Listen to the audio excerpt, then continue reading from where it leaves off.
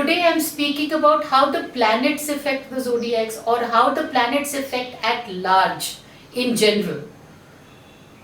When they affect the energies in our body, which is made out of water, air, earth and fire, these planets, when they are sending the electromagnetic rays, affect the energies of our body, thus forming our attitudes and our perceptions.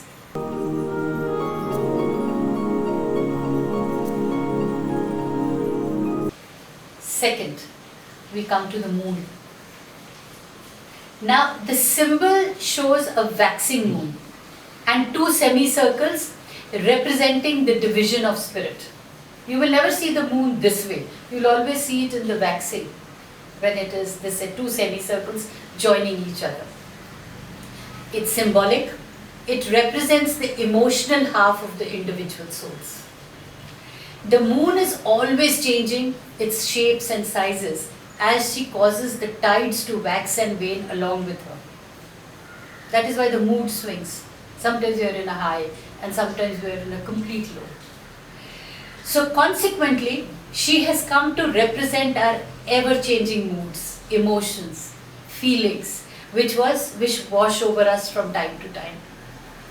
Yet, she reflects the sun's light.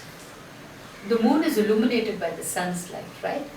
As she changes the shapes and sizes in a regular, predictable cycle, and so we associate the moon with habits and our responses. The moon's period of rotation, or more simply the time between two full moons, is 28 days. It corresponds closely with the menstrual cycle of a woman, linking the moon with fertility as well as motherhood. So the new moon, unseen but watching over us, represents our intuition, unconsciousness, attitudes, patterns, and our past conditioning. The moon unseen, the new moon, which is unseen but watching over us, represents our intuition and our sixth sense. So we should never forget our sixth sense. And the message that the moon gives us, she says, identify with the other person and you will understand both the situations in the deepest, most helpful way possible.